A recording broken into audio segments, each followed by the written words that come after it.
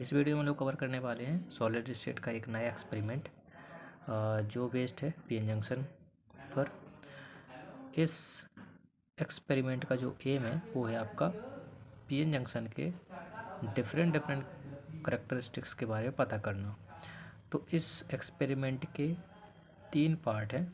पहला पार्ट है आपका रिवर्स सैचुरेशन करंट और मटेरियल कांस्टेंट निकालना। दूसरा होने वाला है temperature coefficient of junction, voltage and energy band gap निकालना। और साथ ही साथ तीसरा जो है वो है आपका जो डिप्लीशन कैपेसिटेंस है वो रिवर्स बायस वोल्टेज के साथ कैसे वेरी होता है, वो चीज़ें हम लोग इस एक्सपेरिमेंट में कवर करने वाले हैं। तो फाइल सेक्शन में क्या क्या चीज़ें इंक्लूड करनी है वो सारी चीज़ें इसमें डिस्कस करेंगे। तो एम के बाद दूसरा सेक्शन आता है आपका एपरेटस यूज्ड, जो भी आप लोग एपरेटस यूज कर रहे हो। तो इस एक्सपेरिमेंट में आपने देखा होगा कि आपके पास सेटअप मिलेगा जो कि पीएन जंक्शन करेक्टरिस्टिक सेपरेटर्स होता है। सीआरओ आपको यूज करना है और ट्रांजिस्टर एज ए डायोड, जो भी आपका सीरीज का वो आप लोग देख लेना। और सिलिकॉन डायोड आपको IN5408 जी चीज़ आप लोग लिखें, मतलब आप लोग देखोगे ट्रांजिस्टर के अंदर। करेक्टिंग वायर्स और टेम्परेचर कंट्रोल ओवन। तो थोड़ा वीडियो लॉन्ग होगा बट पेशेंस रखिए और कंप्लीट वीडियो देखिए। ओके, सो तीसरा जो सेक्शन होने वाला है वो है आपका वर्किंग प्रिंसिपल। ये वाला एक्सपेरिमेंट किस प्रिंसिपल पर बेस्ड है तो वो आपको इसमें इंक्लूड करना होता है। तो जो भी आपका एक्सपेरिमेंट है ये पीएन जंक्शन के रिगार्डिंग, वो आपका बेस्ड है formation of depletion region and the biasing of the diode. ये कुछ सिंबॉलिक फॉर्म है आपके और डायोड के, और कैसे डोनेट करते हैं वो ये चीज़ें आप लोग पता करेंगे। ओके, सो थ्योरी में आप लोग इंक्लूड करते हो एसेंशियल चीज़ें जो भी एक्सपेरिमेंट के रिगार्डिंग है, जैसे ये करंट का रिलेशन है वोल्टेज के साथ। और इसके बाद आपका डिफरेंट आपके इसमें टर्म यूज हो रहे हैं तो वो टर्म पता होने चाहिए, तो वो भी आपको इंक्लूड करने होते हैं। और साथ ही साथ इसमें जब आप लोग मैथमेटिक यूज करोगे तो इसके बाद आपके पास रिजल्ट निकल के आएगा कि ये वाला फार्मूला। तो इस फार्मूले की मदद से आप लोग मटेरियल कांस्टेंट के बारे में पता करते हो। तो सिंपल आपका ये जो एक है इक्वेशन निकल के आई वो एक स्ट्रेट लाइन है जो कि y बराबर mx प्लस सी के तरह है। तो इसमें आप लोग देखोगे कि जो स्लोप है, स्लोप की मदद से आप लोग मटेरियल कांस्टेंट निकाल सकते हो। तो इस फॉर्मूले आप लोग क्या रखोगे, क्यू की वैल्यू के टी और साथ ही साथ स्लोप। के आपका बोल्ट्जमैन कांस्टेंट, टी टेम्परेचर और क्यू आपका charge of electron. Circuit diagram की बात करूँ तो ये आपका सर्किट डायग्राम है। तो पहला एक्सपेरिमेंट तो आपका ये कंप्लीट हो जाएगा इस वजह से।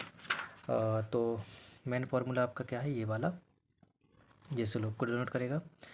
ये आपके कांस्टेंट्स हैं। नेक्स्ट जो चीज़ है रिवर्स करंट निकालने के बाद रिवर्स सैचुरेशन करंट निकालना है। तो जब आप लोग ग्राफ ड्रॉ करोगे तो जो इसका इंटरसेक्ट होगा ना वाई एक्सिस पे, वो आपको देगे वैल्यू लॉगरिथम आई नॉट की। तो यहाँ से आई नॉट की वैल्यू क्या हो जाएगी, एक्सपोनेंशियल जो भी आपका इंटरसेप्ट आएगा। तो इस तरीके से आप लोग रिवर्स सैचुरेशन करंट की वैल्यू फाइंड आउट करोगे। नेक्स्ट आपका जो एक्सपेरिमेंट है एम है जो वो है आपका temperature coefficient of junction voltage और एनर्जी बैंड गैप को निकालना। तो इसके रिगार्डिंग आपका एक इन जनरल फार्मूला जो कि रिवर्स सैचुरेशन करंट का होता है वो टेम्परेचर के साथ इस तरीके से आपका रिलेटेड होता है। इसमें आपको डिफरेंट टर्म मिलेंगे तो इन टर्म को स्पेसिफाई करना ज़रूरी होता है इसमें। इसके रिगार्डिंग अगर मैं सर्किट डायग्राम की बात करूँ तो ये आपका सिंपल सा सर्किट डायग्राम है। नाउ ये आपका थ्योरी पोर्शन है। थ्योरी पोर्शन में इन सिंपल आपको एक रिजल्ट के स्थान पर पहुंचना पड़ता है जो कि आपका ये एनर्जी बैंड का पोटेंशियल है आपका, और ये जो dV/dt है इसमें स्पेसिफाई किया मैंने, ये आपका टेम्परेचर कोफिशिएंट ऑफ जंक्शन। तो ये रिजल्ट आपको निकालने के बाद ये डिफरेंट टर्म पता होने चाहिए और यहाँ पे वैल्यू सब्स्टिट्यूट करोगे तो एनर्जी बैंड गैप निकल आएगा। तो यहाँ से जब BG0 की वैल्यू आप लोग निकाल लोगे तो सिंपल आपको चार्ज ऑफ इलेक्ट्रॉन से मल्टीप्लाई करोगे तो आपका एनर्जी बैंड गैप निकल के आ जाएगा। नेक्स्ट आपका जो एक्सपेरिमेंट का एम था वो था आपका कि डिप्लीशन कैपेसिटेंस और रिवर्स बायस वोल्टेज में क्या रिलेशन होता है और इसका वेरिएशन कैसे होता है। तो इसके थ्योरी पोर्शन में आपको इसका थोड़ा सा पार्ट लिख देना है कि कैसे इनपुट आपको मिलेंगे और कैसे आउटपुट मिलेगा। तो ये थ्योरी पोर्शन में आपको यहाँ पे इंक्लूड करना है। लास्ट में आपका जो फार्मूला निकल के आएगा, सिंपल इनको स्क्वायर करके ऐड कर दोगे तो आपका फाइनली ये रिजल्ट निकल के आ जाएगा। तो यहाँ से आपको सारे टर्म पता होना चाहिए, जिसमें से आपका B2 है और B1 जो है वो पीक टू पीक वोल्टेज है। जब आप लोग CRO में मेजर करोगे ये चीज़ें तो पीक टू पीक वोल्टेज रखोगे डिफरेंट डिफरेंट फ्रिक्वेंसी पर। और ये आपका इनपुट वोल्टेज है पीक टू पीक, और ये आपका रेजिस्टेंस है फीडबैक रेजिस्टेंस। इसमें अगर सर्किट डायग्राम की बात करें हम लोग तो ये सर्किट डायग्राम होने वाला है, ये सिंपल सा। ये आपकी डिप्लीशन लेयर है जो फॉर्मेट होती है, और इसी के अंतर्गत ये आपका एक कैपेसिटर की तरह यहाँ पे स्ट्रक्चर बन जाता है, और जिसको हम लोग डिप्लीशन कैपेसिटेंस के नाम से जानते हैं। तो इसकी करेक्टरिस्टिक्स आपको इसमें पता करनी होती है।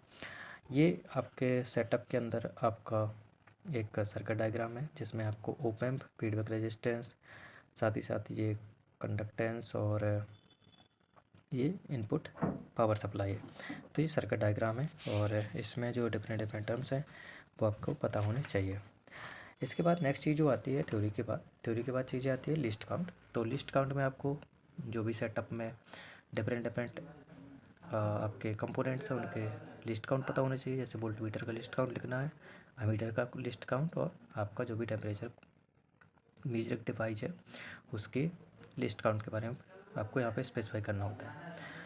नेक्स्ट चीज़ होने वाली है ऑब्जर्वेशन। ऑब्जर्वेशन में सबसे पहले आप लोग रूम टेम्परेचर लिखोगे कि रूम टेम्परेचर कितना है हमारा। फिर आप लोग डिफरेंट डिफरेंट फ्रिक्वेंसी पर आप लोग एक्सपेरिमेंट परफॉर्म करोगे, तो इसमें आप लोग ओमेगा 1 और ओमेगा 2 की वैल्यू स्पेसिफाई करोगे। इसके बाद फीडबैक रेजिस्टेंस कितना रख रहे हो वो मेजर आप लोग कर सकते हो, बॉक्स में लगा रहता है और उसमें वैल्यू भी स्पेसिफाई होगी। तो यहाँ पे फीडबैक रेजिस्टेंस की वैल्यू भी ऑब्जर्वेशन पे लिखना पड़ेगा आपको। ऑब्जर्वेशन के बाद ऑब्जर्वेशन टेबल आती है। तो ऑब्जर्वेशन टेबल आप लोग यहाँ पे सिंपल फॉरवर्ड करंट, और ये आपका इसका लॉगरिथम लोगे बेस ई पर, और जंक्शन वोल्टेज। तो ओके, सो ये वाली जो ऑब्जर्वेशन टेबल है वो आपका एक्सपेरिमेंट 1 के रिगार्डिंग है, जिसमें मटेरियल कांस्टेंट निकालते थे हम लोग। तो इसमें आप लोग क्या करोगे, LNI और B के बीच की जो भी रीडिंग्स है, पहले एक्सपेरिमेंट की रिगार्डिंग बात कर रहा हूँ मैं, तो इसमें आप लोग सारी चीज़ यहाँ पे लिख दोगे। ओके, सो ये तो आपकी रीडिंग्स हो गई। इस पहले एक्सपेरिमेंट के रिगार्डिंग आपका जो भी कैलकुलेशन वाला पार्ट होगा, कैलकुलेशन वाले पार्ट में क्या लिखना, सिंपल आपको कैलकुलेट करना था स्लोप। तो अब ये जो आपकी रीडिंग्स थी, अब इनको आप लोग इनके बीच का जो भी ग्राफ होगा वो आप लोग ड्रॉ करोगे, और इस फॉर्मूले में आप लोग उसका स्लोप इनपुट कर दोगे। तो जब आप लोग इन रीडिंग की मदद से ग्राफ ड्रॉ करोगे, जो ग्राफ होने वाला है LNI versus reverse saturation junction voltage. तो यहाँ पे जब आप लोग ये ग्राफ ड्रॉ करोगे तो इसका आप लोग स्लोप निकालोगे, तो स्लोप आपका निकल के आ जाएगा ये। ओके, तो स्लोप आपका आ जाएगा 25 पॉइंट, जो भी आपको अकॉर्डिंग ग्राफ ड्रॉ करना। तो अब यहाँ पे क्या करोगे कि स्लोप निकाल के इस फॉर्मूले में इनपुट करना है आपको। यहाँ पे आपको इलेक्ट्रॉन का चार्ज, बोल्ट्जमैन कांस्टेंट, और साथ ही साथ रूम टेम्परेचर एंड केल्विन। तो यहाँ से आपकी ईटा की वैल्यू आ जाएगी, और जो भी आपका इसका स्लोप है ना इस ग्राफ का, वो आपका देगा LNI not, reverse saturation current, और यहाँ से आपकी I नॉट की वैल्यू आ जाएगी। तो ये फर्स्ट पार्ट कंप्लीट होता है। इसके बाद सेकंड पार्ट की जो कैलकुलेशन वाला पार्ट है, जो कि रिगार्डिंग है आपका टेम्परेचर कोफिशिएंट और एनर्जी बैंड गैप। तो इसके लिए आप लोग रीडिंग लोगे। रीडिंग आपको लेना है टेम्परेचर और जंक्शन वोल्टेज। ओके, तो टेम्परेचर वेरिएशन के साथ साथ आपको जंक्शन वोल्टेज मेजर करना है। ओके, ये पट्टी फॉरवर्ड करंट आप लोग फिक्स कर दोगे I = 1 मिली एम्पियर में। तो इसके बाद आप लोग डिफरेंट टेम्परेचर पे आपको जंक्शन वोल्टेज लेना है। तो अब ये रीडिंग्स आने के बाद आपको ग्राफ भी ड्रॉ करना है। तो ग्राफ किस किस के बीच में, जंक्शन वोल्टेज और साथ ही साथ टेम्परेचर के बीच में। तो जब आप लोग ग्राफ ड्रॉ करोगे तो आपके पास यहाँ से स्लोप आ जाएगा, और इसका जो स्लोप होता है वही आपका टेम्परेचर कोफिशिएंट होता है। तो यहाँ से आप लोग जब स्लोप निकालोगे तो वही आपका क्या हो जाएगा, टेम्परेचर कोफिशिएंट dV/dt। तो यहाँ से टेम्परेचर कोफिशिएंट निकल के आ जाएगा जंक्शन वोल्टेज का। नाउ अब हमको डी बाई डी टी की वैल्यू पता हो गई।